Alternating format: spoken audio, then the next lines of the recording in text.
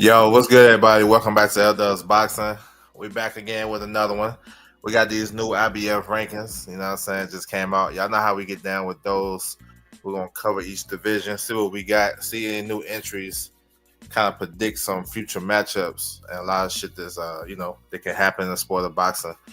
Before I get into it, I want to salute everybody coming through the building. Make sure you guys hit the like button, subscribe. You guys can follow me on my social media, scrolling across the bottom, Twitter, Instagram. Tap into the website, ldoesboxing.com for sure.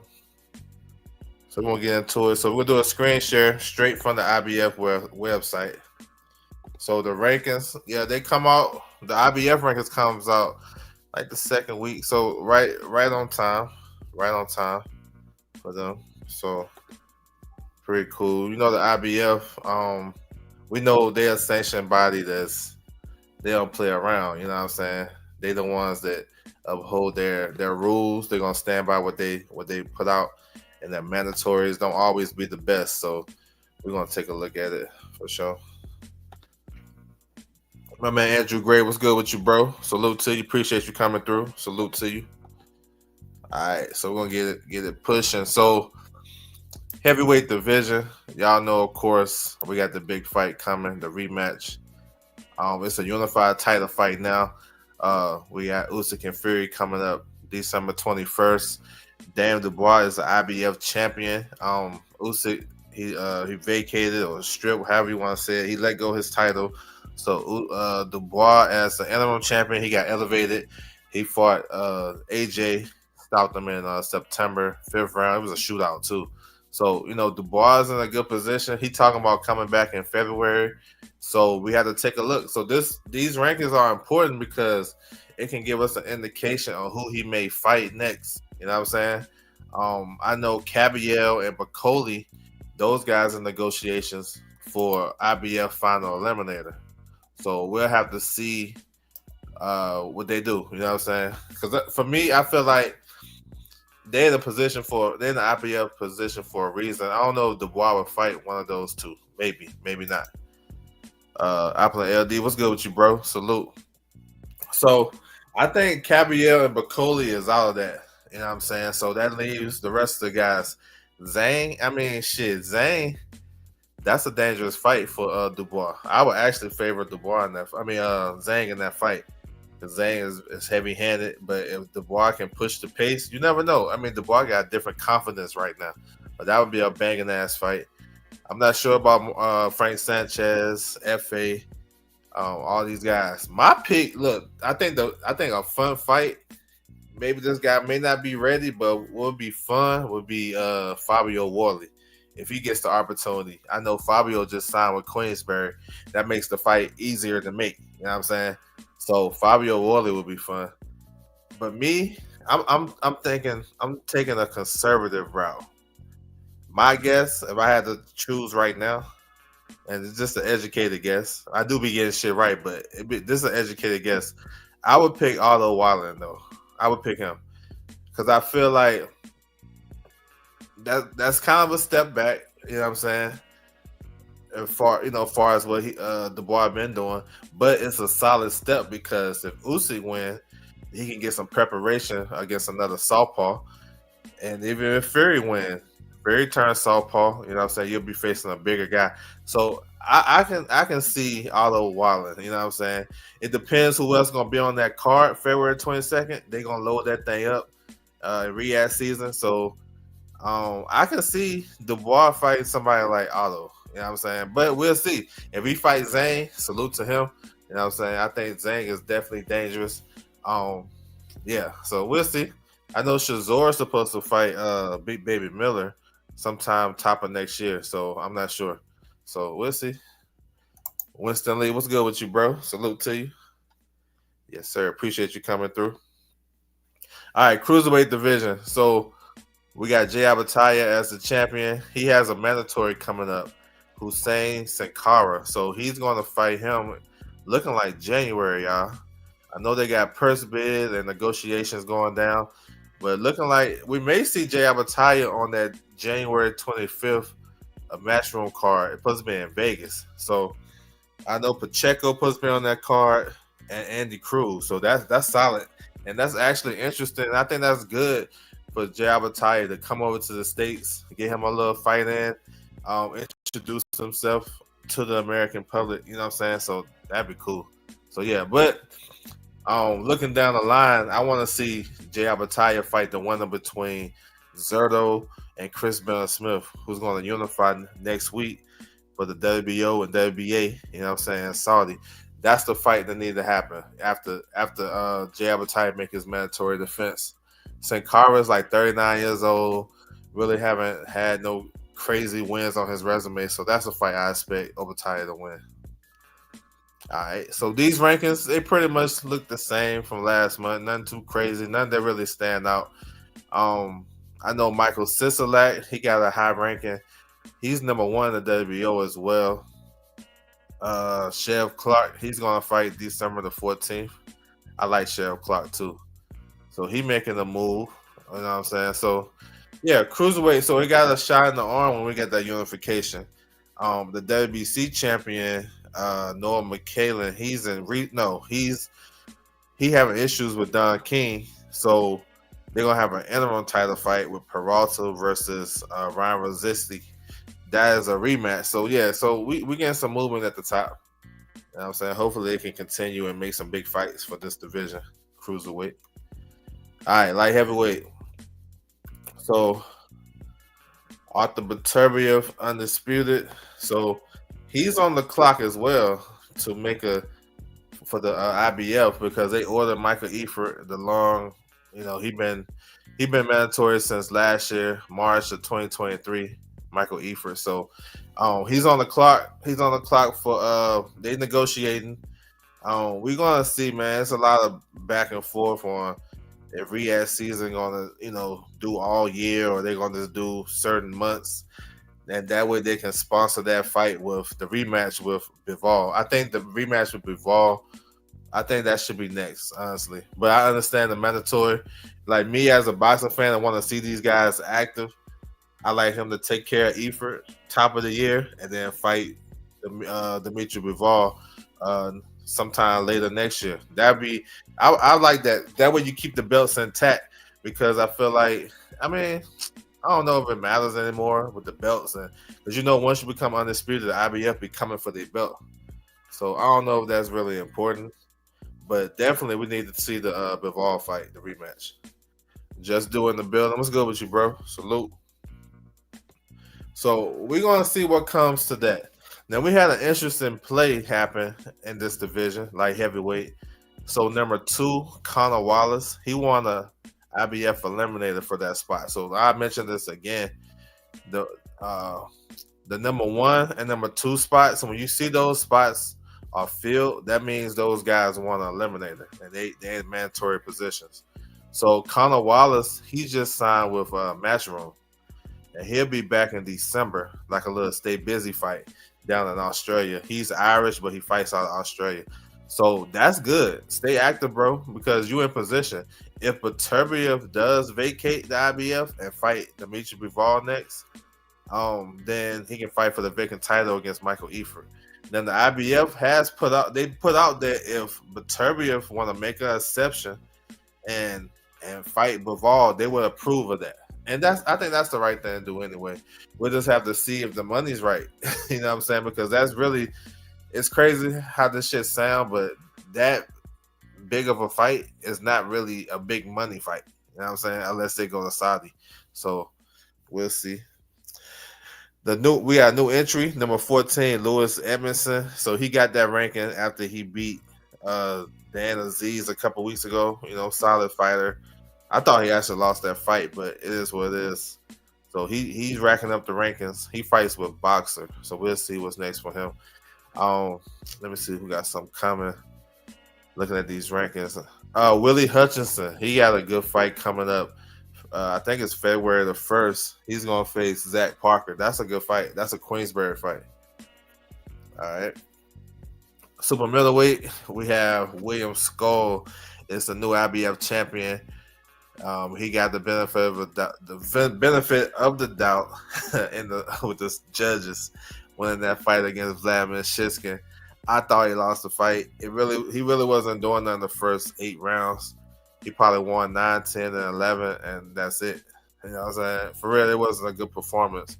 But he gets the title. It was a home cooking, hometown fight because he's Cuban, but he fights out of Germany. So, and that's what his promotion is at. So, as you see, number one is not rated, but they left Shiskin at number two. So when they fought, Skull was number one, Shiskin was number two. So they're giving him the benefit of the doubt and keeping him in that position, which is cool because the Salida promotion has did a protest about the judging. I honestly that was much more that was a robbery. You know what I'm saying? And nobody talk about that. It wasn't no uproar and shit. Bivol and Materia wasn't a robbery. It was just a close ass fight where you can kind of depend on what you was liking, but it was close. It was 1 or 2 rounds separating. But this shit won no damn 9 rounds to 3 that they gave Skull. I don't think Skull won 2, 3 rounds. But it is what it is. So we'll see what the IBF mandates if they order a media rematch or Shit's gonna have to fight an eliminator. I don't know. So we got Christian and Billy number 3. We know that he's number 1 in the WBC. He's lobbying for a Canelo fight. Too early to say with Canelo. He ain't gonna start making his decision around late January, February. So, but he's in position. Diego Pacheco, so he should be back January 25th in Vegas. He's a WBO mandatory. So we'll see who he fight. I ain't gonna say stay busy, but stay sharp. Still a young fighter. He's in position to fight Canelo this year as the WBO mandatory. Canelo is the super champion. He had 18 months to make that mandatory defense. And I think Pacheco might be in the running for September, to be honest. So we'll have to see how that shit plays out. Munguia. So Munguia staying active, bro. I love when fighters do this. They come off a loss. He lost to Canelo, first career loss in 40-some fights. He came back in September, and he got another fight December. Not like a crazy opponent, undefeated opponent, but he's going to come back in his hometown, Tijuana, December 14th. You know what I'm saying? So I like that shit, bro.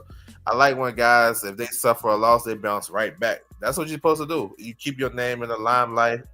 You know what I'm saying? Fans still can see you, and then you still building. So Munguia is a big name in this division. He can make big fights with a lot of guys. You know what I'm saying? And then, while a lot of guys are big names too, they're going to be sitting on the shelf, not fighting. You know what I'm saying? So I like that. Let me see. We just see Iglesias, number 7. He had a great performance over the week on Thursday on ESPN Plus. Not sure if you guys caught it. He took his time in this one, broke the guy down, stopped him in 4 rounds. I like Iglesias. Iglesias is going to be a tough out with any of these guys. Simon Sujan Haber. I seen him fight. I gotta mention him because I seen him fight. He's a southpaw from Germany. He fought last weekend, got a victory. Let me see who else got something. So Zach Parker. So I mentioned him. So Zach Parker is actually moving up to 175 to face Willie Hutchinson. I like that fight. That's a good in-house fight for Queensberry. Yes, sir.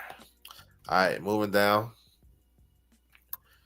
The middleweight division. So Janabek, the current unified champion, middleweight champion, IBF and WBO. So you see the number 1 spot is not rated.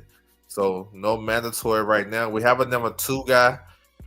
He's not the mandatory, but he's in position, right? We know Janabek been having problems making weight. He made weight last time, so I give him credit. Right now, he's in negotiations with Hamza Shiraz, his WBO mandatory. Those guys been negotiating forever. They had 2 or 3 extensions. They got another one November the 18th, the final one. So we're going to see. It's a lot of stuff swirling around this. Hamza Shiraz has options. I know the WBC want to make Hamza Shiraz versus Carlos Adames. You know what I'm saying? I haven't heard Laura. I know people have been running with Laura, but I haven't heard Laura been in the mix for Hamza Shiraz.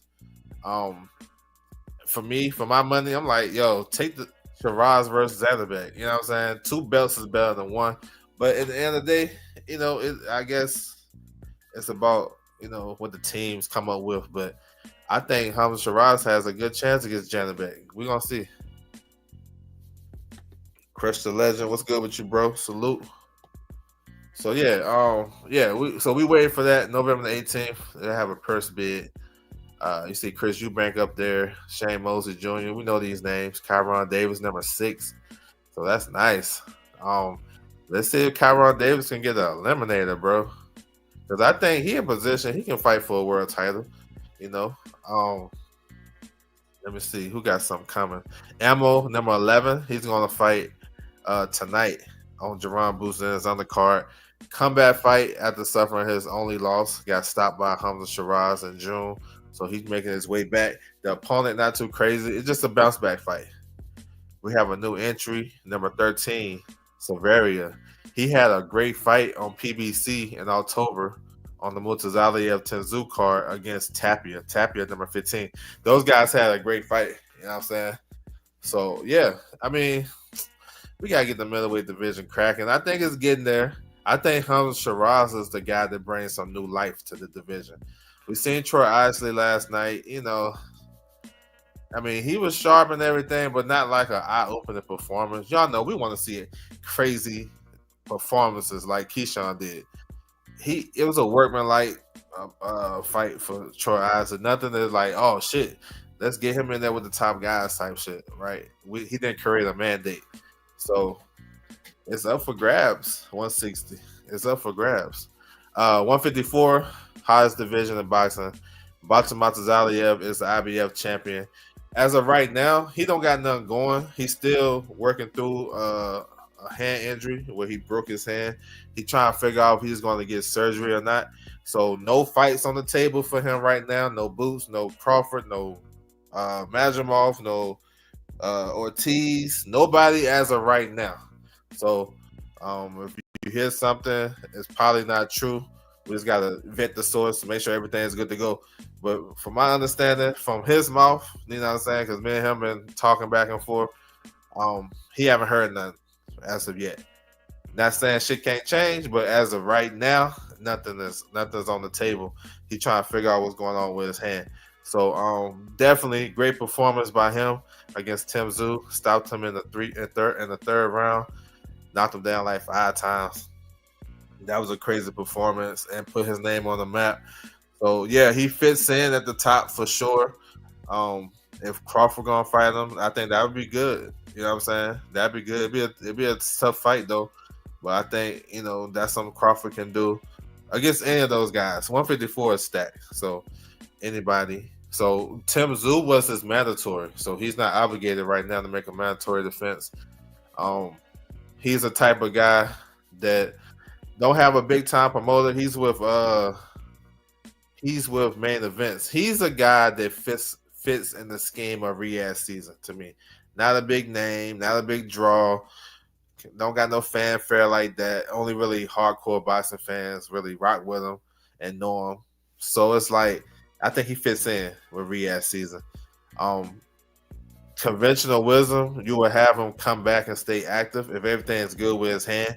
So he'll fight somebody in the top 15. But I think he wants big fights. So let's see. You know what I'm saying? Let's see. Phil's Nunez, what's good with you, bro? Oh yes, sir. It was crazy. Yeah, because it's no sports teams in Virginia. So when we get something like that, it's gonna go crazy. That's why it was live. And in and around there, it's a bunch of colleges. So, it's probably like 15 some colleges in that area, right? So it's like they haven't had nothing crazy. If they want to go to a pro game, like we used to go to Charlotte to watch the Panthers or had to go up to DC, the Redskins or the Wizards, you know what I'm saying? The Bullets back in my day. So it's like, yeah, when we get something like that, yeah, they're going to come out. They're going to keep coming out too. I respect to the chat. Appreciate you, bro. Yeah, I mean, shoot, everybody do that though. I mean, everybody get that. Everybody go through shit, ups and downs, get dropped and all that. And most guys, when they get dropped or hurt, we punish them. Like Schofield last week, Schofield put on a great performance. Other than the third and the 11th round, great performance. But he got a lot of flack because of his daddy. Abdullah Mason get dropped by a guy that wasn't supposed to drop him, and we praising him, call him a warrior. We should do the same thing for Schofield. No disrespect, because Schofield was put on a great show. He just had some lapses. It's part of growing up, but he wanted to fight just like Abdullah Mason. I give props to both guys. Abdullah Mason will be back top of the year in a hometown fight. They about to push him. No more 8 rounders, so he about to get a world ranking. So yeah, for sure, he showed that he liked that. So I just like the energy to be spread out consistently because a lot of guys do the same shit, but we only recognize certain guys. Recognize everybody. You know what I'm saying? That's just me. Make it more legit because there's a lot of young guys that go through adversity, come through it, but they would get chopped up. You know what I'm saying? They would get chopped up for that shit. So yeah, he a warrior. Everything you said is 100, just like everybody else. For sure. 54 though, 54 hot division. So Lubin, we gotta see him back, man. Been out the ring too far too long. Josh Kelly can come back to 54. He got a good ranking down here. Xander Zayas, he should be back top of the year. His opponent is actually fighting today in Dubai. I'm gonna put it in the chat where I can spell his name. Xander has been looking good as of late. Y'all can go research that if you want. But his opponent fighting today in Dubai, he wins. He gets Xander top of the year. Callum Wash is another one, up and coming young 54 fighter. He's with 360.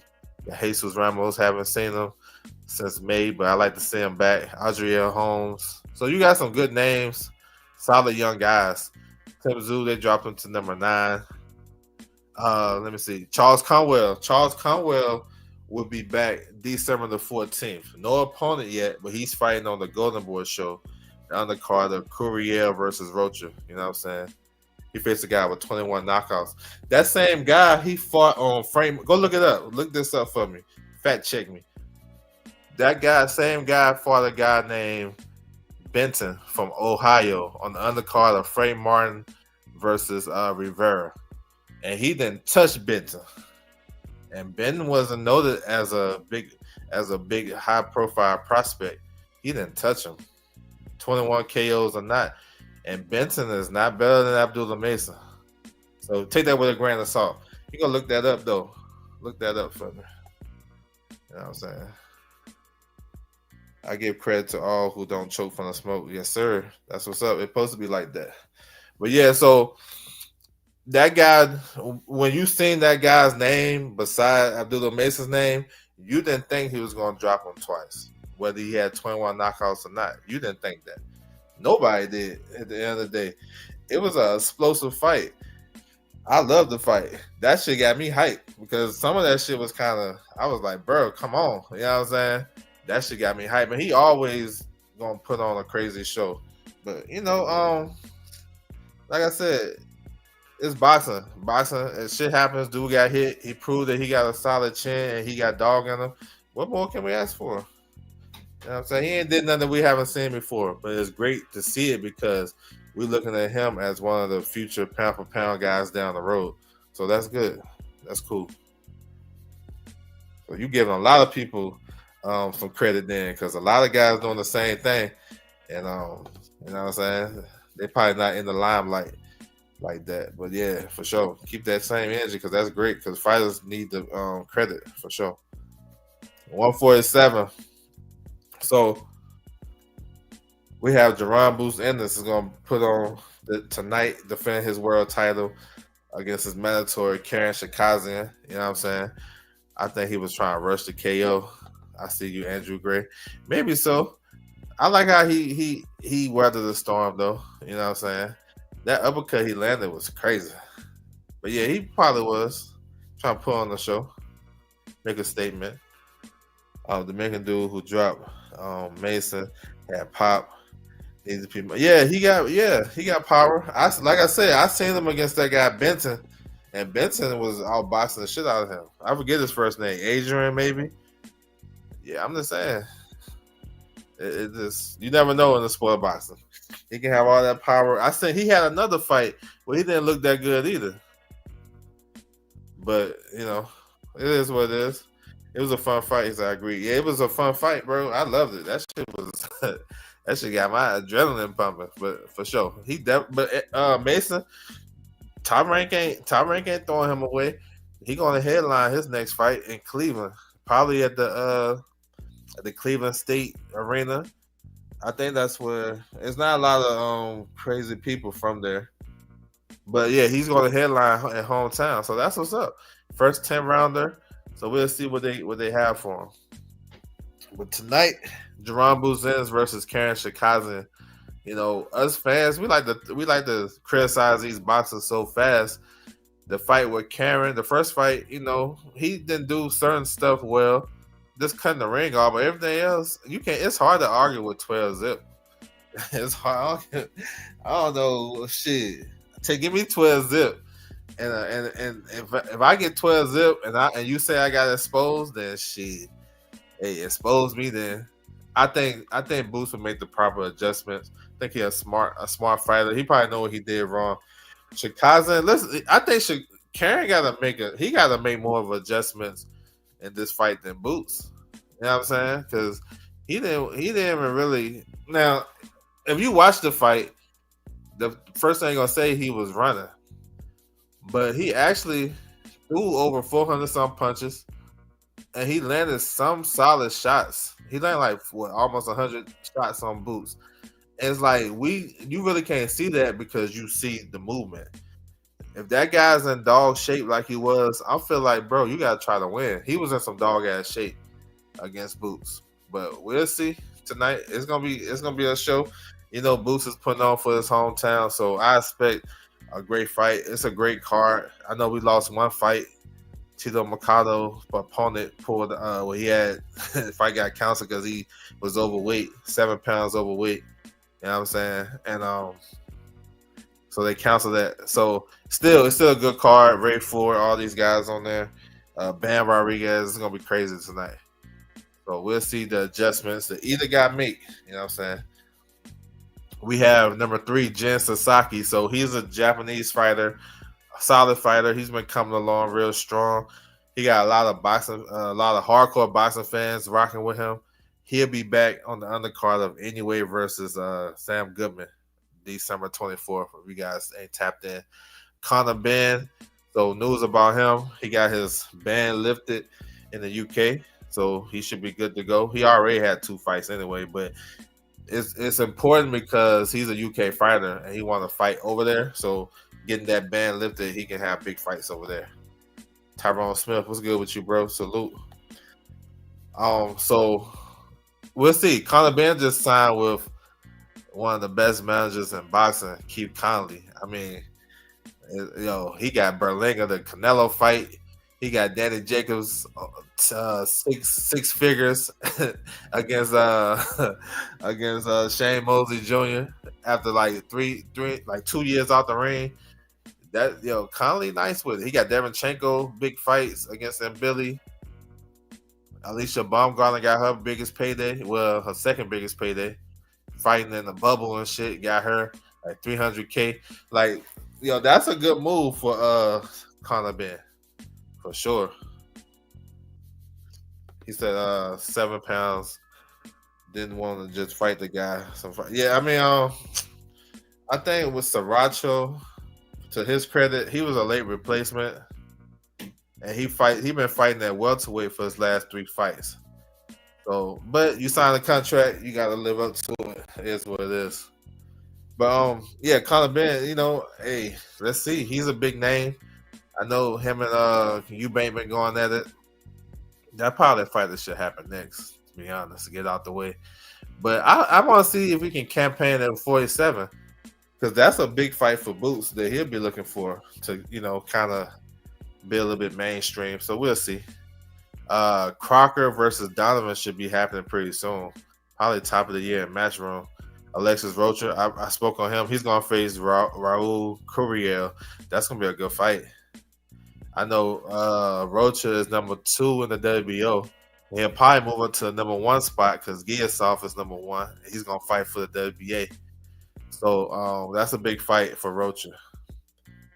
Let me see who got some. I think Josh Wagner and David Papat supposed to fight. They got Cam Sims at 147, but he actually 140. He suffered an injury, a knee injury. You know what I'm saying? So he had to put out his fight against Oscar Duarte, and hopefully he'll be back sometime top of next year. Karen is a skilled fighter. Yeah, he's solid. I think the name people doubt him, but he's legit. Yeah, he fought different in the Boots fight than I seen him on tape. He was a little bit more aggressive on tape. But if he can mix some of that shit in, I mean, he Karen can fight. He can fight. I'm thinking Boots stop him probably like an 8. I think it'll take him a second. But if he can get him up out of there crazy and have some shit like we seen last night, let's go. Let's go. Let's get it. Yeah, Akhmadev. Yeah, Akhmadev had a war with Kenneth Sims Jr. last year. That's the last time he fought. So he coming off some ring activity. Those guys know each other from sparring. Akhmadev and Duarte. Should be a solid fight. It's not a bad move. Actually, it's a great replacement. I'll take that. So yeah, yes sir. Let's get it next week. Let's get it. I'm with that. 140. So Liam Paro, he's gonna defend his title against his mandatory Richardson Hitchens. That's coming down December the 7th in Puerto Rico. You know what I'm saying? I like that fight. Solid. I don't know. I think people are expecting because we seen Hitchens struggle with Gustavo Limon his last fight.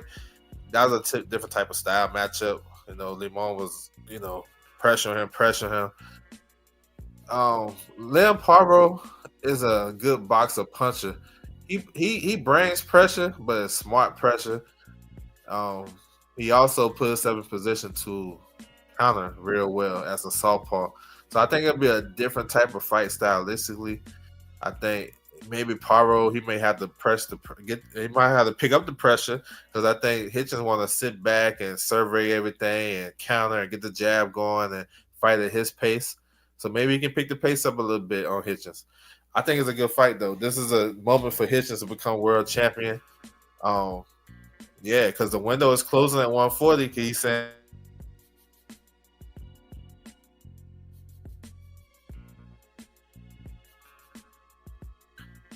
and this shit. So yeah, I like it.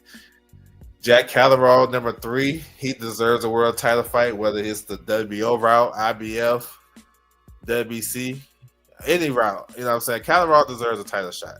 You know what I'm saying? For sure. So easy fight to make would be him versus the winner between Paro and Hitchens. It won't be a mandatory situation. He can just get that fight.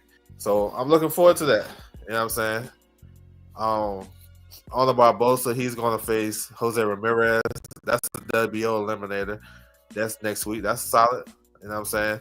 Both guys, Barbosa and Ramirez, coming off of fights where they didn't really look so good. I thought Barbosa I thought he lost that fight clear. He got all boxed by Sean McComb. Jose Ramirez had some little shaky moments with Rancis, but he picked it up on Rancis.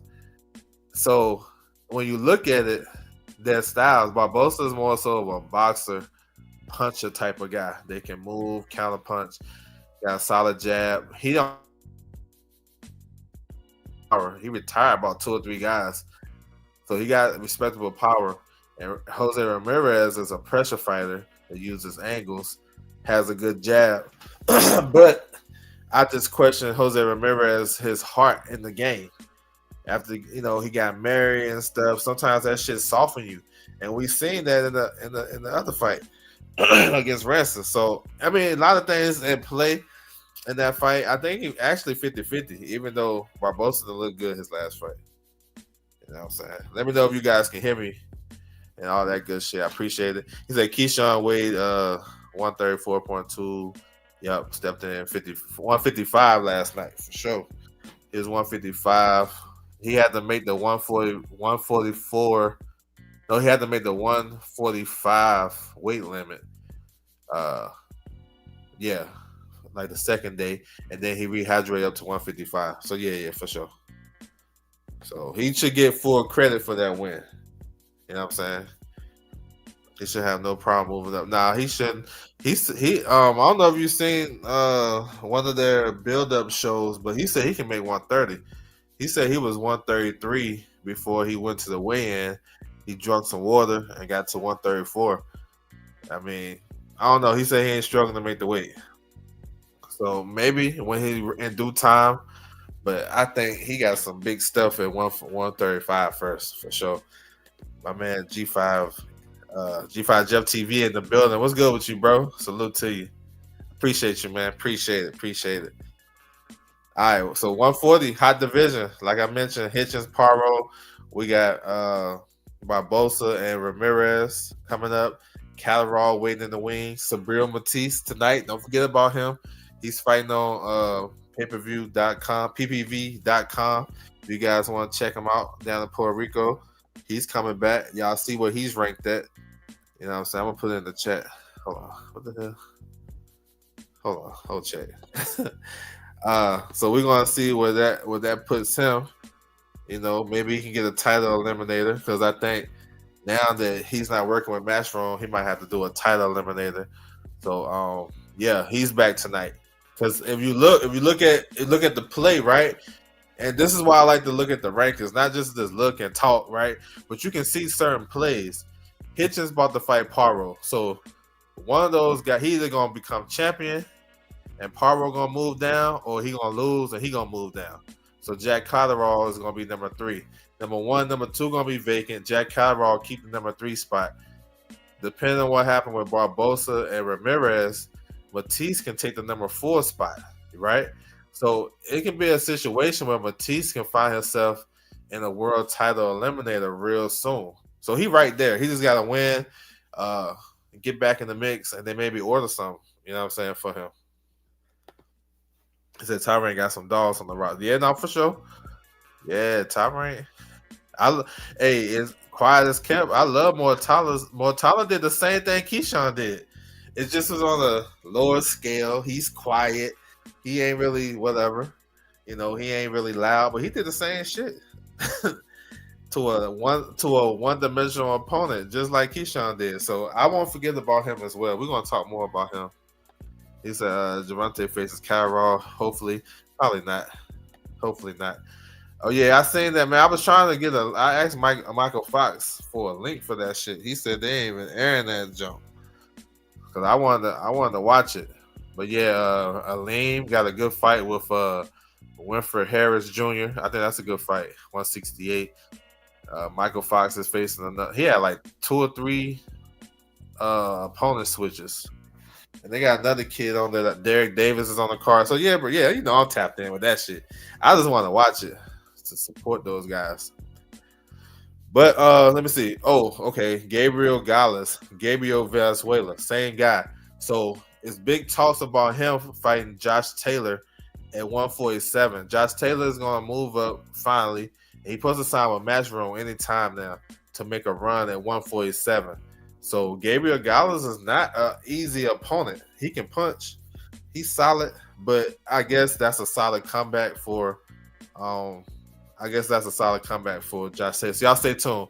Josh Taylor at 147 versus Gabriel Valenzuela. Y'all stay tuned. Yeah, man. At this day and time, all these cards should be available to be streamed. Whether it's a paywall or not, I want to see this shit, bro. I ain't gonna lie. I'd be supporting all these cards, honestly. If I know what's happening, I support it. Elvis Rodriguez, maybe he'll be back sometime top of next year. Dalton Smith, he been injured. Haven't heard much from him. Number 10, Arabu. I just seen him fight on IBA boxing. He just be the undefeated fighter from Argentina. Solid fight. He a good southpaw. He's solid. He's solid. I like him. You got Regis up in there. Landolfo will be back in December 7th. Jermaine Ortiz, another guy that probably should be world champion, had a good performance in a bounce back fight last week. So yeah, he's a player, and Michelle Rivera too. So that's why I like 140, because it's a deep division and there's guys at the bottom of these rankings that can give these guys at the top some tough ass fights. You know what I'm saying? That's what made the division strong. All right. Oh, also back to 147. Number 9, Nicholas Floss is fighting tonight on Pro Box TV. I failed to mention that, but he's fighting tonight on Pro Box TV. So we got a lot of action tonight, y'all. Pro Box, Matchroom. We got Matisse pay-per-view. We got a lot of stuff.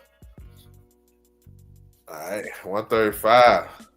So currently, Vasyl Lomachenko is the IBF champion.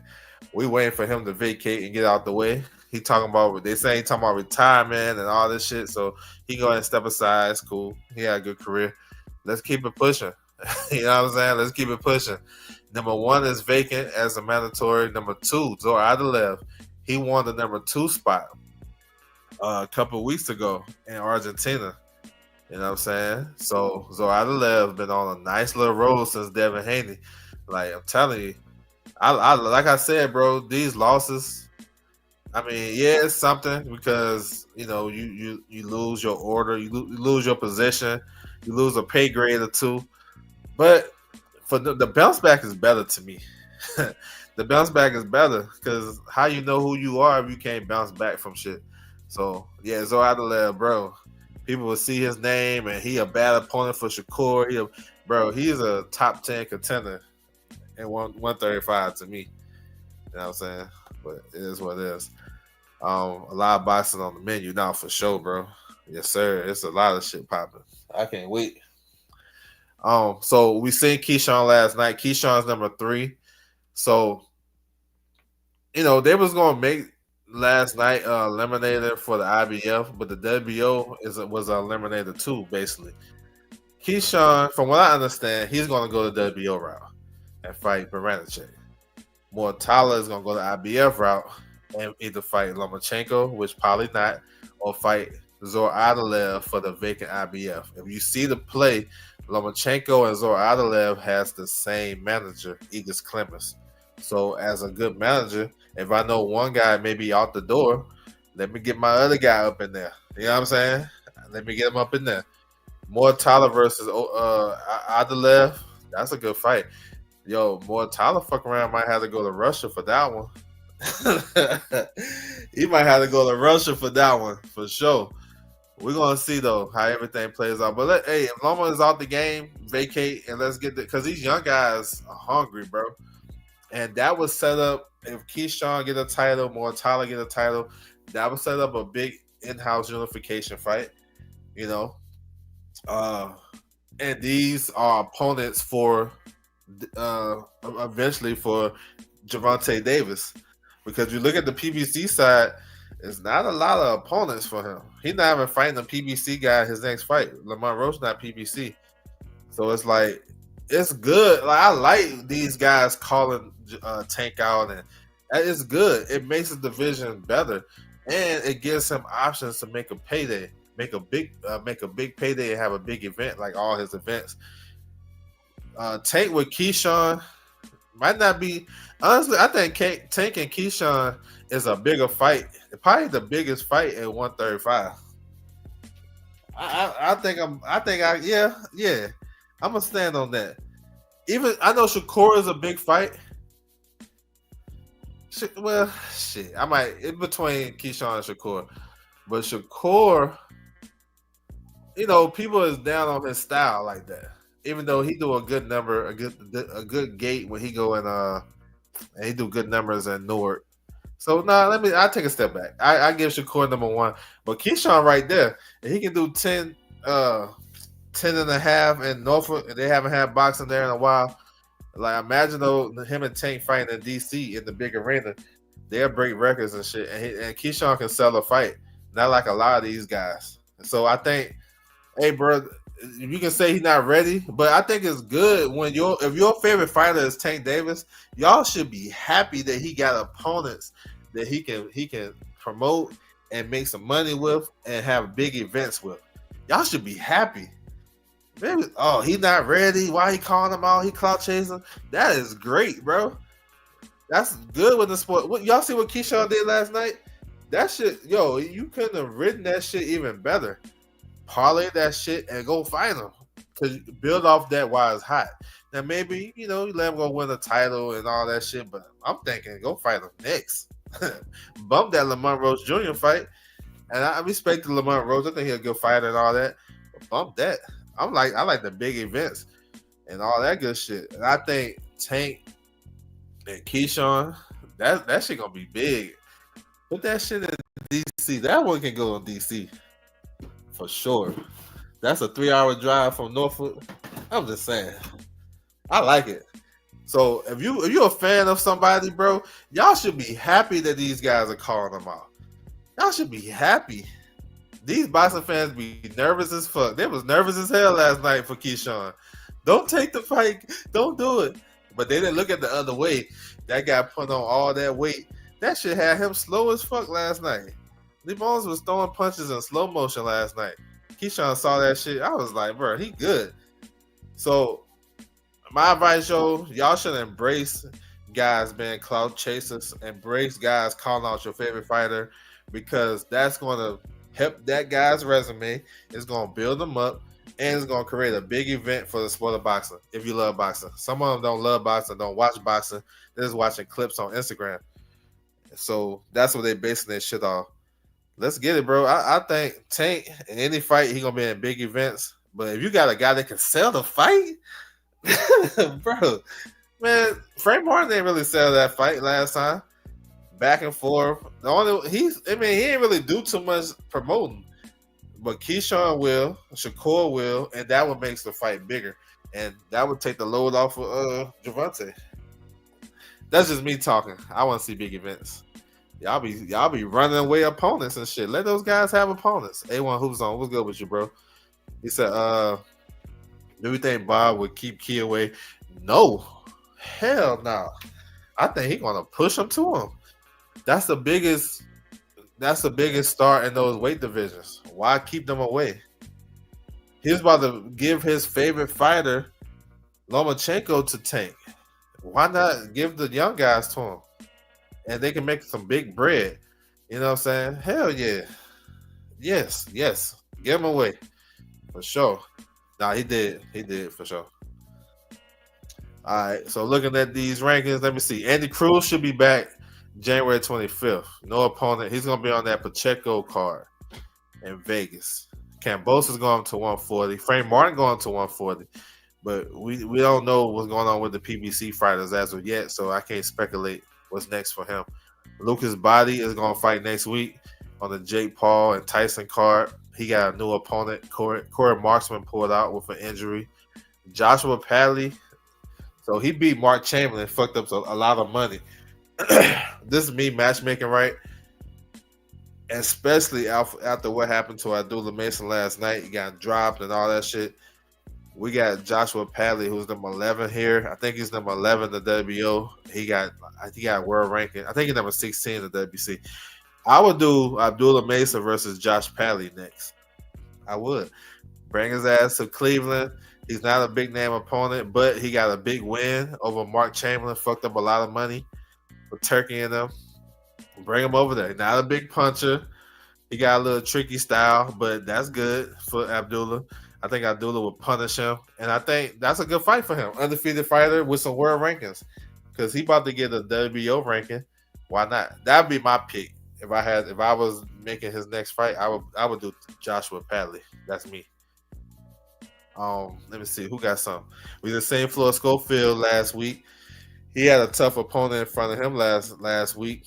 He had some adversity, came through it, was a warrior, was a dog. I liked it. I like the performance. Honestly, I like these guys' performances when they have to go through shit. Like I like Keyshawn. My favorite performance of Keyshawn was the Albright fight. That's my favorite one. Those guys was in there thinking, and I thought he beat him clear, but he would have to work for it. And Sam Noakes has come back December the 7th, 130. So Anthony Kakashi, he's on the clock to face Eduardo Nunes as mandatory. That's a tough ass mandatory. This might be the toughest mandatory IBF done had in years. But those guys been negotiation forever. It seems like Kakashi, he may vacate and move up to 135. I think he vacate because I don't know. Because when you see shit taking so long, and it should be an easy fight to make, I think Kakashi gonna vacate. So if that happens, if we got Nunez versus Rikishi. If that fight happened, bro, whenever it happened, that's fight of the year candidate. Nunez and Rikishi had both. They both had come from behind knockout victories in the mandatory fights this year. Not a lot of people talk about them. Not a lot of people seen it, but that shit was crazy. Those guys, and it was a competitive fights on the road too. At that, Nunez had to go to Turkestan, Russia, whatever. He beat Rachmanov, former world champion. That fight was back to back or back and forth, and he came through, stopped him in the 11th. And then Rikishi, he went to Italy to stop Michael Manisi late in the fight, where he was down and he had to come from behind and get him. So I feel like those two guys, if they fight, it'd be crazy. Charlie Suarez, another good fighter. He's with Top Rank. He should be getting the opportunity with Top Rank pretty soon. Now let me add something in that tonight's results is going to affect what I'm talking about with Sugar Nunez. So if Ray Ford wins, right, and have a good performance over in his 130 debut over Gonzalez, they can rank him high enough and maybe he get that opportunity at Sugar Nunez for the vacant title. We'll have to see how he looked tonight too. I'm expecting a good performance from him. But back to the rankings though, we got Mark Marcelo, Zephyr Barrett. I'm not sure what's going on with those guys. Liam Wilson, another good opponent. Edward Vasquez, he just had a victory in October. Henry LeBron is going to fight December the 7th on the Hitchens and Limon's card. I mean, Hitchens and Parro's card. He's going to fight Christopher Diaz. All right. And Danny Quarterman got a fight coming up too. I forgot the date, but he got a fight coming up for sure. All right, we're going to move down. 126. Got a couple of things to talk about down there. IBF featherweight champion is Angelo Leo. So looking like he'll be back top of the year. You know what I'm saying? I heard a couple of names for him. I know he has an IBF mandatory, Kameda. So that's what probably be next. But I also heard that they're trying to do Arnold Kogai. So we'll have to see what happens with that. But yeah, take care of the mandatory. And if he wins and beat his mandatory, he still has an option with Top Rank, and he can be able to fight a unification against one of those guys. Maybe the winner between Robesi and Espinoza. They're gonna fight December the 7th in a rematch. The first fight was great. So it's like if Espinoza wins, it talks about him going up to fight the winner between Navarrete and Valdez. If Robesi wins, then maybe that's a unification for Angelo Leo. Either way, he's in a good position. I know that just they had an audition last night for Rais Salim. He looks solid. I think he can rank him, put him in position, and maybe one or two fights he can fight for a title finally. You know what I'm saying? I thought he should have been fought for a title. Honestly, I think Stephen Fulton dropped the ball on that, not fighting Rais Salim. We got to hold him to that. I feel like he should have made that fight. But it is what it is. That's a long time ago. So, Leo, look out for Leo. I'm hearing a couple of things. Maybe a hometown fight against Arnold Kogai or take care of the mandatory in Kamena. So, we'll see what's to it. Omar Trinidad, he won an eliminator against Hector Sosa, so he's number 2. So he's in position. He's a 360 promotion fighter. Good fighter. I like him. He's a solid fighter. Jonathan Lopez, that's Gio Lopez right there. He's with Canelo Alvarez. I don't know if he can make 26, but he had a great performance on Canelo's undercard, knocking out the guy late in the fight. He's a good fighter, explosive young fighter. So yeah. Shushu, he'll be back next week. He's gonna face Dana Coolwell from Australia on the Jake Paul and Tyson card. So they're keeping him busy. I thought he lost his last fight, so that's good. Get him back in the ring, get that stank off of him, because I didn't think he had a good performance against Suleiman Sagawa. I thought Sagawa kind of stole enough breadcrumbs to win that fight, in my opinion. Ray Ford, like I said, so So this is something I want you guys to look at. Ray Four is number 7 in featherweight, right? We know he's not campaigning there no more. So with a win, he could just get that ranking number 7 and move it up to 130. You feel me? And then or top 5, depending on how he looked. And that would put him in position to possibly fight Sugar Nunez. You feel what I'm saying? Also, so they got a couple of fighters at 130 that they can do for Ray Ford. Maybe LeBron if he wins, because he actually fighting his cousin tonight, Gonzalez. So maybe he had to do something like that. So yeah, it's a lot of shit at play though. That's why I like looking at this. You can kind of see shit unfold. Number 9, Cuello. So Cuello is an Olympian from Argentina, undefeated fighter. He's with Samson Likowitz. He's gonna fight a WBA mandatory against Christian Olivio. They might be on the undercard of Benavidez and Morel. Whenever we get that shit popping, I can see that on the undercard as the WBA eliminator. The number 1 spot is vacant because Fulton is going to fight Brandon Figueroa. So Cuello gonna fight for the mandatory of the WBA.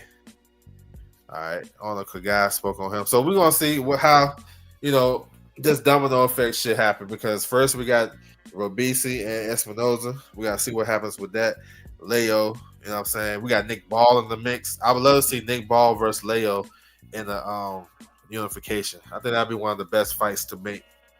And then Brandon Figueroa versus Stephen Fulton, the rematch. So it's a lot of shit.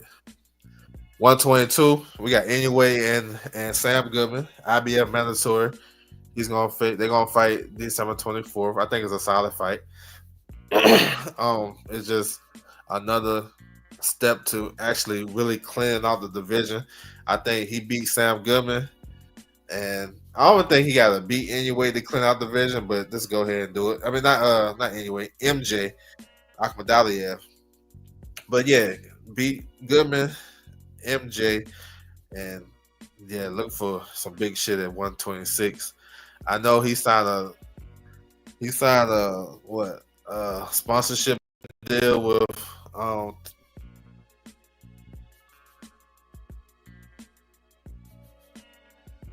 he's supposed to come to Vegas in April, so we'll see.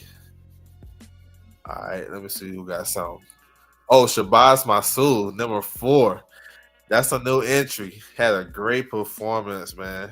Great performance against Lamb Davies. I picked Lamb Davies to win, but I salute to Masood. Great performance. So yeah, good position. So if anyway, vacates the titles or something like that, maybe if we get past Sam Goodman, I have to put that in there.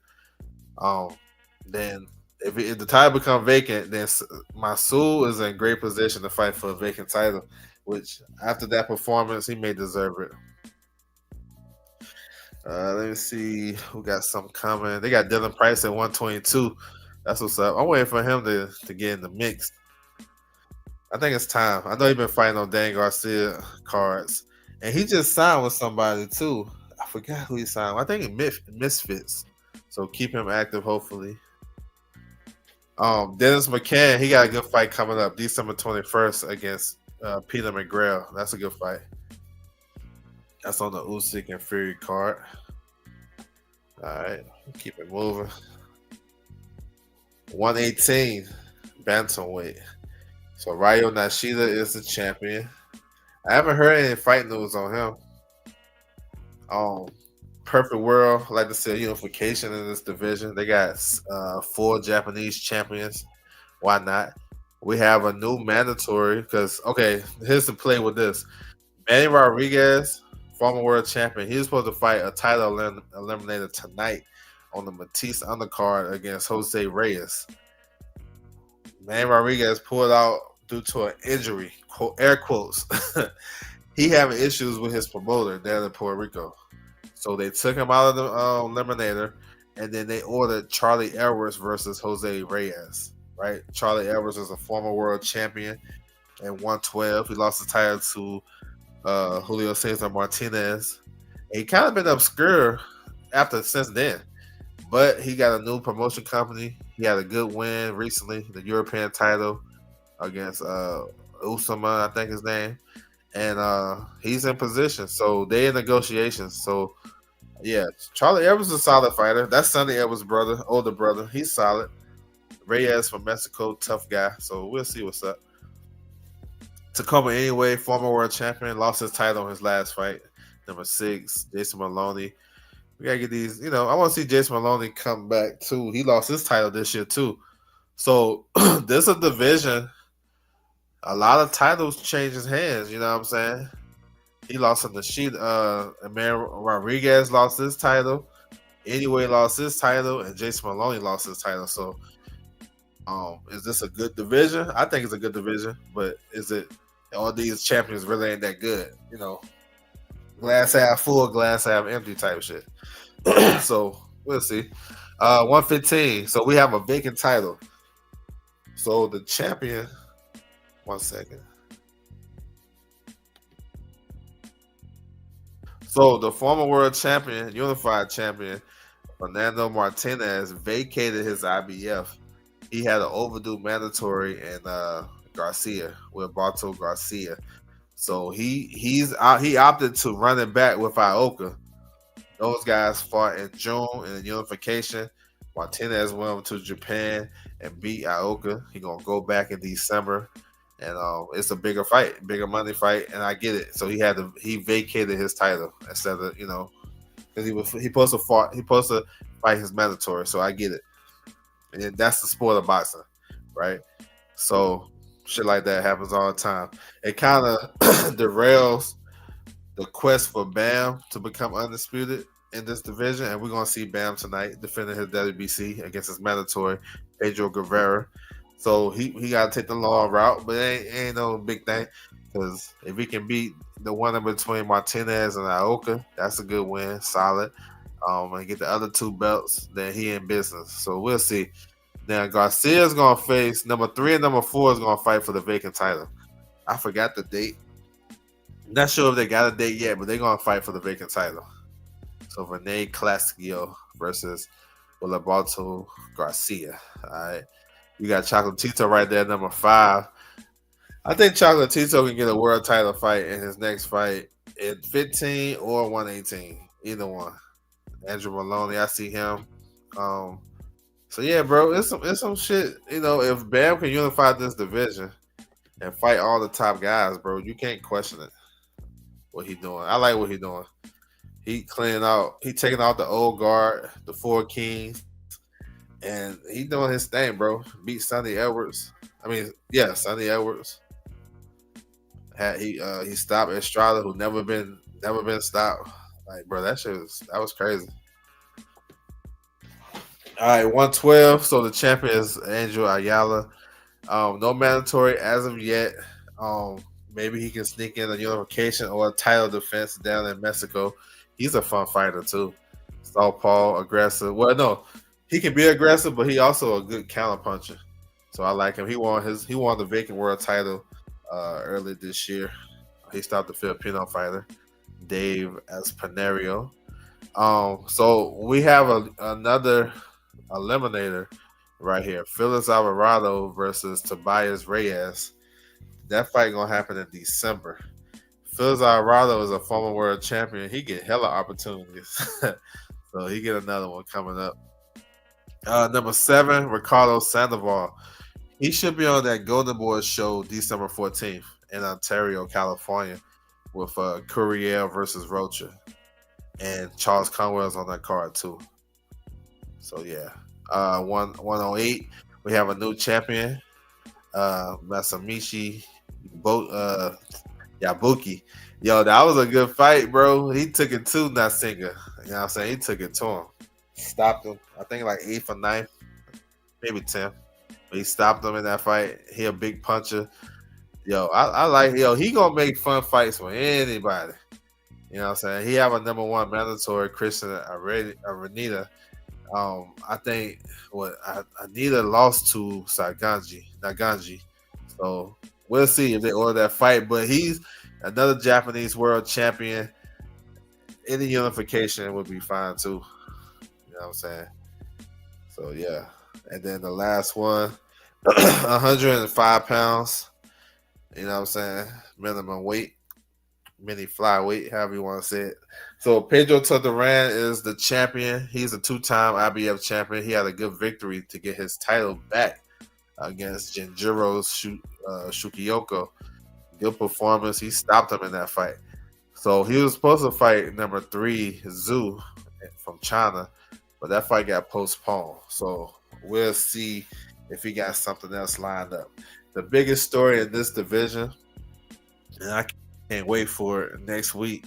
Oscar Collazo, the WO champion, he's gonna face CP Freshmart, not Young Strong, right? The WA champion. They're gonna unify, and this division need unification in a big way because a lot of fans don't come down this far to check for these fighters, but they got the same shit that happened in your favorite division. It happened here too. We haven't had unification at 105 in forever, right? You got politics down here. You got a bunch of shit, and they can fight too. They just small as hell. And Collazo is an Olympian. He's Puerto Rican, but he speak English. He got a little swag. He was Golden Boy. He can fight, and he's facing the longest reigning champion in the sport of boxing, Nye Armstrong, 2017. So now, granted, he haven't been the most active champion, but nevertheless, he is the longest reigning champion. So I'm looking forward to that. Get these guys to unify this division, bro. It'd be good for boxing. They get some limelight, get some money down there. They can sprinkle some money for those small guys, and we can get it popping. So yeah, I'm with it. Big Supreme, what's good with you? What's good with you, bro? Salute. So yeah, man, that's what it is with these rankings, though. The IBF, like I always say, they're gonna stand on their shit. They're gonna stand by their rules. They're not gonna deviate. It may hurt the sport sometimes. People don't like it, but these guys fight their way to become mandatory. Hey, let them hit their opportunity. And this another thing a lot of fans don't know. Media, when you get an IBF mandatory, you know that shit way in advance. It ain't no shit that just sneak up on you. You know what I'm saying? Everybody know what's gonna happen. Spence and Crawford, when they was working about their rematch or before the fight, they knew Boots was the mandatory. That's why Boots fought for the interim title 2 weeks prior or 3 weeks prior to them. They fought in the same month. Y'all remember that? Boots fought in July in Atlantic City. And I think Frank Martin fought like a week after that. I think he headlined his own show against Artem. Yeah. So they do moves like that all the time. Nobody had a problem. But the thing is, the IBF do be having these mandatories that you be like, yo, what the fuck? Who is this guy again? Like the guy Janabek just fought. My man Andre Mikhailovich. Now he brought some little swag to the table and he was promoting the fight, but we ain't never heard of him like that, right? And Karen getting they get a lot of flack for ordering Karen, but Karen put herself in position. Karen did what we tell fighters to do when they lose or have a bad performance. Bro, brush it off, go back, get your shit together, get a couple of wins under your belt, and come back. He did just that. His team got him in position. He won the eliminator, and he got the Boots fight. You can't fault that. You just gotta whatever. And Boots is telling everybody he gonna stay at 147, and he want to unify the division. So he can't unify if he vacate the IBF. You know what I'm saying? So now tonight he have an opportunity to go crazy on Karen. He got an opportunity to go crazy on him. And we're gonna see. He said the IBF is the first sanctioned by it. Yeah, they stand on their shit. I think the WBO is the best, but IBF do stand on their shit. They said facts. I said, Efer, he beat John Pascal. It was a little obscure fight. Nobody was tracking, but he beat him. And shoot, you can't say John Pascal is trash because everybody that beat him won't trash. So how am I gonna eat for trash now? You know what I'm saying? So yeah, IBF is cool. You know, they got the 10-pound weight hydration. So here's some clarity on that. I should have put that. I should have put that in my slide deck. But so the IBF has a rehydration clause, but it's 10 pounds for all the divisions up into 140. So everybody got 10 pounds up until 140. 147 is like 11 pounds. 154 is like 12, and so on and so forth. You know what I'm saying? So yeah, it's a secondary rehydration clause, but all the divisions are not 10 pounds. You know what I'm saying? So yeah, I just want to share that. But yeah, man, that's it. That's the IBF rankings right there. Um, pretty solid shit. No real surprises. Muhammad, what's his name? Shabazz Masood is number 4. I think that's a deserving ranking. He got that ranking out the blue. We still waiting to see who Dubois going to fight in the IBF rankings to defend his title in February. It's a lot of good shit, bro. He said, "What is the difference between the WBO and the IBF in your opinion?" I think the WBO works better with the fighters. You know what I'm saying? And they more understanding to shit. Like the WBO super title, the super status. I like that because if a fighter want to be great, they can go be great without any repercussions of getting stripped. The IBF is like shit. The IBF don't respect rematch clauses. They don't. They don't honor rematch clauses. You know what I'm saying? So for example, we got Bivol and Viterbo. That should be an automatic rematch, whether the IBF want it or not, just based off realistic shit, right? They they ain't blessing off on it unless Viterbo asks for it. It should be something automatic. The WBO will just come out and say, "Hey, we support that fight. Let's run it." IBF is like, if Viterbo want to do it, then we would bless off. It should be that you should bless off and kind of push it a little bit. You feel me? So, um, the WBO, I think they'll work a little bit better with the fighters. Um, the IBF, they would, but they ain't fucking around with no deadlines. So it's like like that. One thing I like about the IBF that's good though, they don't have a lot of interim champions. The WBO have, I think, what, one interim champion, two, and the ones that they had, it was like good because Crawford was leaving 47. They put an interim tag on Brian Norman, then they elevated him. Oscar Valdez, interim tag. Now he about to fight a rematch with Navarrete. Joseph Parker got the interim tag, but they put the interim on him not to fuck up the big fight. The IBF like, fuck that big fight. Y'all finish fighting, you gotta fight Daniel Dubois. You see what I'm saying? That's why I think that's the biggest difference to me. The IBF, they ain't gonna work with you unless you once that deadline is set, it's set. WBO will be like, you know what, I'll fuck with you. So that's a good thing. You know what I'm saying? Oh yeah, they gonna, because they had that shit in the 90s with the other president. I forget his name. Bob. I forget his name. But it's a documentary about that. They was taking money from Bob Arum and shit. The whole FBI investigated.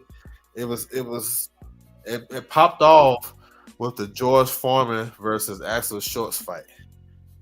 Robert Lee, yep. Yeah, Robert Lee. Yes, sir, Robert Lee, yeah. So some shit popped off. Yeah, the Rico case. Yeah, some shit popped off with the Foreman fight. Foreman and Axel Schultz. Axel Schultz beat the shit out of George Foreman, and they robbed him. And then the IBF, So since then they straightened up, which I don't mind this shit, honestly, because you gotta look at it from a fighter perspective. That's not a big time fighter, a big notable fighter. If they've been loyal to your sanction body and fighting for your regional title, the international, the whatever, whatever them shits are, and they've been climbing up the rankings for years, and they get to the top and win the IBF eliminator, just because they from Germany or some place you never heard of, that don't mean they don't deserve the opportunity based on your rules. You know what I'm saying? They don't. That don't mean, you know what I'm saying? And I think it's actually kind of good if you're a fighter that need to stay active. You know your IBF is coming. I would be like, bro, if I'm unified champion, I'm like, bro, I'm gonna get that IBF out the way. It might be one of those fights where it's kind of a step down fight, but it's a mandatory and you can still stay active before you go fight a bigger fight. I don't know. It's different situations, but IBF is cool to me. But they coming. They coming. You got IBF title. They coming. They got the rehydration clause. You know. So yeah, the WBC now those guys to me they be losing a lot of credibility because they don't keep the same energy. And I'm a big guy with keeping the same energy, whether it's big or small. Same with the WBO. I mean WBA. WBA may be the worst. You know what I'm saying? The WBA be ranking people off the blue. They had Robert Guerrero ranked for about 3-4 months before they took him out this last edition of the rankings. They was about to set him up with Stanionis. You know what I'm saying? That's what they was about to do. And it didn't happen. Like they'll order a fight, all the order and shit, like anyway versus MJ, right? They ordered the fight prematurely without getting with him and saying, "Hey, what's going on?" Instead of getting with everybody and say, "Hey, who's next in the rotation?" Because if the guy going to fight, he going to fight. So the NBA, I love their rankings because they always come out the blue with some shit. I'll be like, we want the drama, we want the, they bring, oh, here we go type shit to the game, right? The WBC, top to bottom, they may have the best rankings 1 through 15. So if you look at the WBC rankings and you think about that division, they're gonna have all those guys rated in that top 15 that you feel like should be there, right? Now you're not gonna always agree with everything, right? We got our biases and we like who we like. But for the most part, WBC they do well with their top 15. Now we know the politics they bring to the table. But overall, I love covering the rankings because it gives me such clarity on boxing and what's going to happen and what's possibly going to happen. And that's why I got so much skin in the game with this shit. I pay attention to it and it's kind of like clockwork now. And I can kind of foresee shit. Like, okay, yeah, and it helps me out a lot. So yeah, that's why I'm gonna continue to cover it. I see a lot of people on Twitter covering it now. That's great, bro. Keep covering it. Make sure y'all do that shit correctly. Make sure y'all keeping everybody informed. I'm all about that. Making sure nobody get no misinformation. Because look, we powerful in these YouTube streets when we talk boxing. Because it's like it's a lot of people that want to be right and want to have sources, right? And the thing is, everybody don't be right. So it's like, and we'll fall as boxing fans. We'll fall for anything just because we see a thumbnail or a nice little graphic. We're gonna fall for it. Sometimes you gotta be a little bit smarter and do your research. Just do your research. It never hurt. I always tell people, research. If you think I'm wrong, do your own research.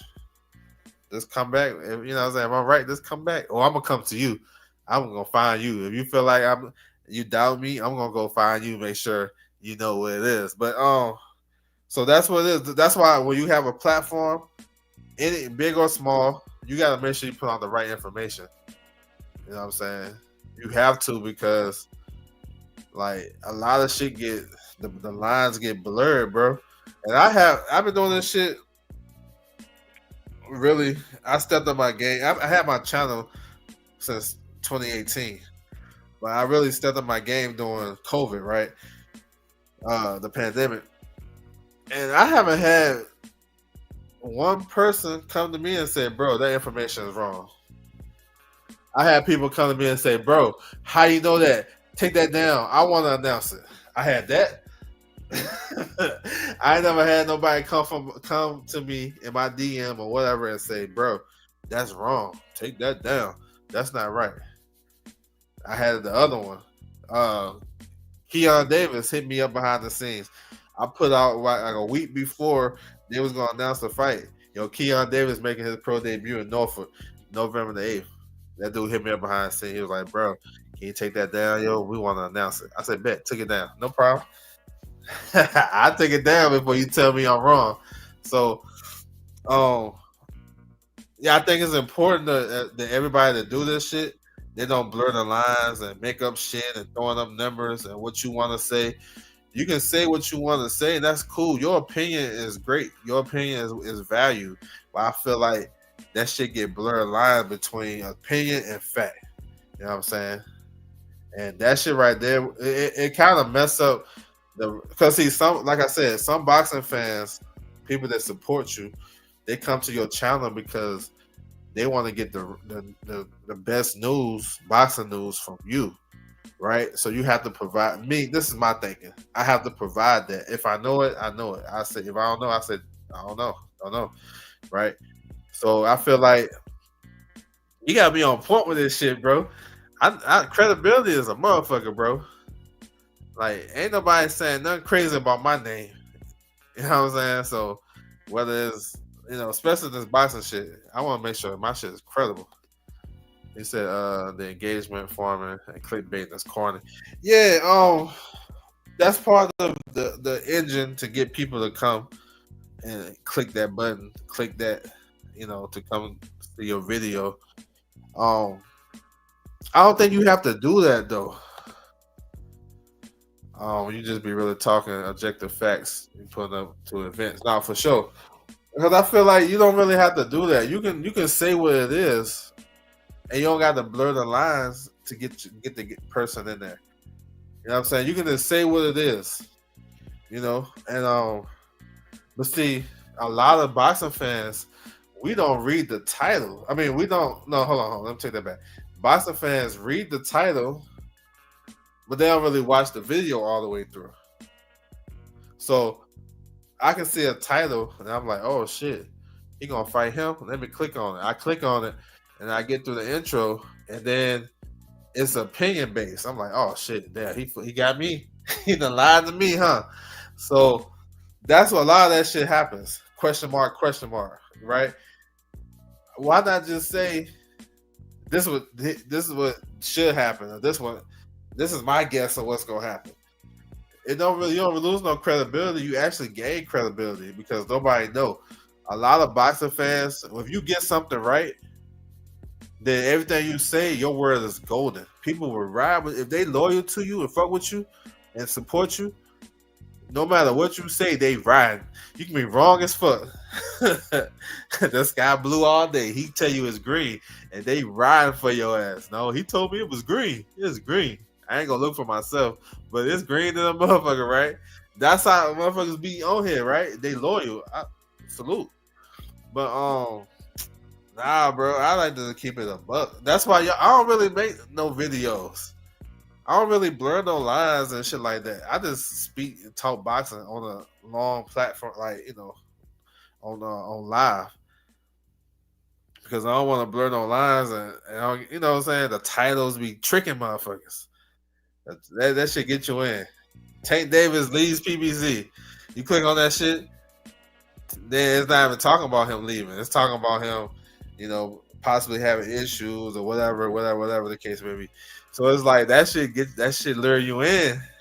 You get in there, damn, gotcha, bitch. You know what I'm saying? So, I like to stay away from that and just put it what it is, bro. You know what I'm saying? If I know the information and I got it, I put it out, right? So I know people do shit different. I just be doing my thing. It's I wish you went live more often. Yeah, I heard people say that before too. I kind of like my own space, doing my own thing like that. I ain't gonna lie, yo. During the week, I be doing my own. I be chilling. I mean, I had it one time where I was gonna go live every day, talk boxing, but I feel like I run out of content, and I didn't want to get into no space where I gotta start making shit up because every day is not a boxing topic, and I'm not like a fan of a fighter where I can break down every single thing that was said against him and what was, you know what I'm saying? I'm not that. I can't get sent on live and if I like a fighter and then, well, he said he was this and let's go in on him and why he this and then I have to go, you know what I'm saying? I have to turn it. So what happens a lot, if you a fan of a fighter, they will do a lot. If you say something about that fighter that you like, they gonna whoever said it, they gonna go in on that guy for 2-3 hours, right? You know what I'm saying? I don't really got time for that. To be honest, I don't think that should even. That's not news to me. I'm in the business of the news. Like who gonna fight who doing this, who got this popping. You know what I'm saying? That's me. That other stuff, I feel like I don't really got no. I'm not really addicted to no fighter like that or riding for a fighter like that where I gotta break down everything Paulie Malignaggi said. I don't even listen to Paulie. I don't want to break what he say down. You know what I'm saying? So that's how people. Because if you just talking news and boxing, you really can't go live every day because there's not a lot of popular news in boxing. There's news in boxing every day, but it's some news like, oh, Jesse Hart returns November 22nd. You know what I'm saying? Nobody is talking about that on no live. Every day is not a big news cycle, right? So you have to incorporate who you fuck with in that news cycle. You know what I'm saying? You gotta talk about what Keyshawn said about Javante. That's your live. You gotta talk about whoever the popular topic is. You got to talk about that, and that's your topic. You ain't breaking no news. You just talking. I'm more so like breaking news type shit. So that's why I don't do it. If I went live every day, it should be like 30 minutes. I ain't gonna hold you unless we just talking shit like we talking right now, and we do that all day. But as far as like I'll be running out of content. I have full topic because I still be formatting shows. I ain't gonna lie. Every day I format a show. I got about 10 set. I got a show. Like I like doing shows like this, like I did before. The landscape of a division. I got one of my favorite shows that I go back and listen to myself. It's the landscape of 154. Right after the Virgil Ortiz and Bogachev fight, I did that. I like breaking down divisions and talking about what could be next, how good the division is. Like I gotta do 140. I may do 140 after the Paro fight. Paro and Hitchens. Then that way we get a good look at the division. So I like that type shit. You know what I'm saying? Yeah. So that's not my flavor. I can do it because I know more than probably most of what a lot of people know, but I just don't. I don't know, bro. That shit feel like a lot of gossip shit. I ain't protecting no dude that don't fuck with me. Like, you know what I'm saying? Like, if he was like my friend and I knew the dude and we partners and shit, then I go ride. But I don't know them niggas. Shit. To be riding, they be riding. He said, you have any predictions on the? Oh yes, sir. I definitely do. I think Boost get the stoppage today. I think he put it together, get the stoppage. I think Bam get one, but maybe later. I think he's going to break this guy down. Ray Ford, I think he win, but I'm thinking decision. I want to see how he look. Well, Ray can stop this guy too because Capo starts off well, but he started to fade mid rounds. If he fades and Ray Ford's power is carrying up, and Ray can get the stop. But I like Ray Ford. I like Khalil Cole stoppage. And the rest of the guys, I think they get victories. I think Matisse will get his. I think he'll get back on the winning path today. Santiago, I think he'll beat Campo. He'll outbox him. I think Nicholas Floss will get the victory. JoJo gonna have a tough fight with Montoya. Montoya gonna get JoJo a tough fight, but JoJo, he should be able to beat this guy, but Montoya gonna give him a tough fight. Yeah, shit. I don't know who else I'm missing. Trying to recruit him out. Troy Isley, yeah. He ain't step on the gas. He said Ray might. Yeah, because Gonzalez is one. Like I said, he's a good fighter, but he kind of, when he steps up in competition, and sometimes when he don't step up. If you watch some of his, if you watch, I don't know if you watched his last couple of fights on Pro Box, he have good starts, and then he be limping to the finish line. And I feel like if Ray is in good shape, and I think he is, I think the 130 division is going to, get him a nice little side of relief. He gonna have an opportunity to stop him in the mid rounds, getting into the late. You know what I'm saying? It's a 10 rounder, so round ball 7 to 8. I expect Ray Ford to kind of, because Ray is definitely more talented. He got all the qualities.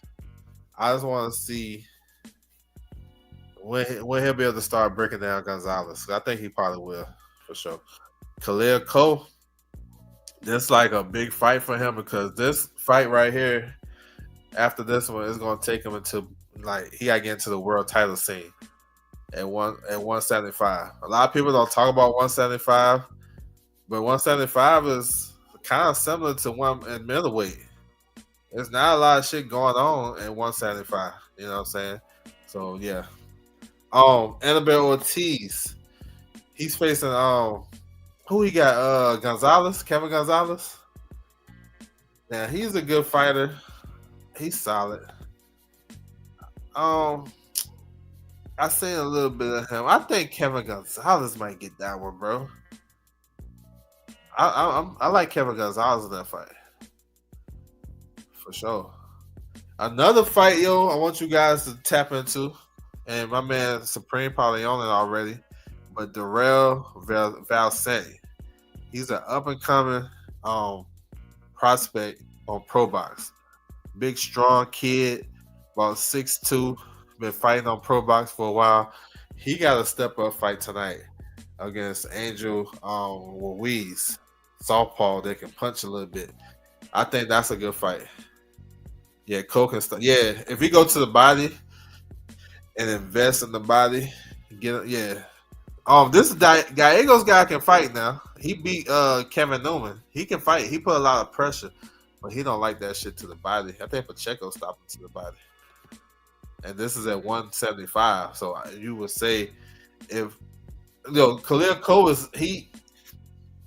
this dude has kind of turned the corner because he was kind of struggling with guys he should have been stopping and all that shit. But I feel like I think Khalil Cole good. He said, I think he can stop Ruiz. Let's get it, bro. Hey, yeah, I think you can get I think you get back on top today. I think he get back on top. I think Santiago gonna beat Campa. I think that's something I'm looking at too. He'll beat Campa.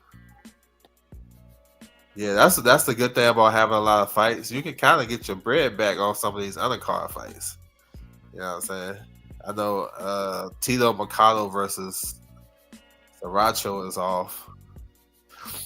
But yeah, man, we had a good week so far though. They're gonna close it. Well, we got a big day tonight. Big day. So I'm looking forward to it. But yeah, I want to salute everybody coming through the building for sure. Yeah, Ruiz is tough, yo. He can punch a little bit. You know what I'm saying? That was a good fight too in that tournament they had. Yeah, I like Valsante. Yeah, Valsante nice with it. He nice. We don't talk about him as an up and coming prospect as much, but he's good. Like honestly, last night I felt like I wasn't really on that Isley fight like that. I feel like he could have touched on the gas a little bit. But I like what Merriweather. He looked good last night. You know what I'm saying? And then Rais Salim, I was happy about his performance. Keon, I think Keon gonna be one of those ones, bro. I like Keon. He said about same with Whoop Troy. I don't know. I mean, Troy boxing like that make you make mistakes. I think he wins, but he ain't gonna beat guys at the top though. Like it's like that performance didn't create a mandate for him to fight a world champion. You know what I'm saying? That performance just say, he was sharp at times. He was patient. But I ain't like how he closed that fight in the 10th. I thought he got hurt in the 10th. He ain't need to get hurt. If you didn't get touched 9 rounds, why get touched in the 10th? You know what I'm saying? So, hey, you might be right. I don't know about right now, but you may be right. But I feel like Troy Isaac took a step back because I was like, okay, he turned the corner, but I don't know. We'll see. But yeah, man, I appreciate everybody coming through the building for sure. Make sure you guys tap into these fights tonight. I can run this real quick before I close it out, just to give a visual. But we got some good shit popping. I ain't gonna lie. I love when boxing be like this. When we got boxing on basically all day type shit. I've been loving it. But let's do quick little preview. So Sabril Matisse, he's coming back after he losing his world title to Leon Paro. He's fighting on a pay-per-view, ppv.com. If you guys want to tap in with it. But definitely I want to see how he returns. And I think the undercard is pretty solid. Pro Box TV, Nicholas Floss versus Christian Gomez. We got Val Saint versus Ruiz. Looking forward to that. Diaz and Montoya. I'm telling you, that's not an easy fight, bro. Y'all look out for that Filipino kid, Medoro. He's alright though. He alright. He can fight. And then to close out tonight, we got the Boots card matchroom in Philly. Boots versus Shikazian. Bam versus Guevara. Ray Ford, Gonzalez, Cole Gallegos. Mercado is off the card. We're gonna fix that. Ammo. So Ammo will be moved up to the main portion. They're gonna have 3 fights on before the bell. So make sure you guys tap in with that before the bell. You got 3 young fighters: Ismail Muhammad, Zaquan Moses making his pro debut, and Dennis Thompson. So we got boxing, bro. Everybody can tap in. You know what I'm saying? We can chill on the drama, and we can watch some boxing because I think that's really the big thing. Watching what actually happened in the ring. He gets the stoppage. Yeah, I think so. He been on the road as of late. And I ain't gonna lie, bro. If Nicholas Flask can get that Brian Norman fight, I think he might be in the money, bro. I'm telling you, he can do some things in that fight. He can fight, bro. Nicholas Flask can fight. Santino in the bill. What's good with you, bro? Salute to you. Hey, I'm trying to get Raymond Tyler a hometown fight for the world title in Ontario. You know what I'm saying? Right down the street from Fontana. I'm trying to get him a world title fight. I've already put it in the air, in the atmosphere. He can fight Zor Adelev in Ontario. He a big punch. Yeah, I seen him. He working with Coach Bobby McCoy. Ammo Williams. Yeah, he's back tonight. Coming off that knockout loss to Hamza Shiraz. I think he'll get the victory against his opponent. His opponent is, okay.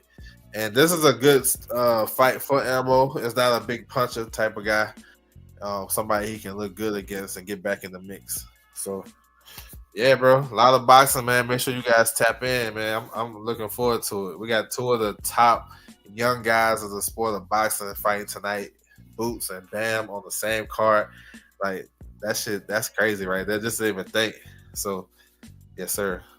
So I want to salute everybody coming through the building. Make sure you guys hit the like button. I appreciate it. Subscribe if you haven't. You can follow me on my social media, scrolling across the bottom. I appreciate it. Oh yeah, bro. I'll be up in there for that one. Yeah, that'd be dope. That'd be dope for sure. I mean, why not? Everybody else getting hometown fights. I mean, Abdullah Mason about to get one. And Ray been with them for a bunch of fights. I remember he got his name during the pandemic, fighting in the bubble. He was fighting like every other week, it seems like. So he been with Top Rank for a minute, and it's time. Why not let him get a hometown fight? But if he fights Zor Adelev, he might have to go to Russia though, because Zor Adelev has a big backing in Russia. They will get them, they can get them big fights over there. So we'll see. Ontario, I'm putting it in the atmosphere though. But yeah, man, hopefully you guys enjoy the fights, man. That's my time, and I'm out.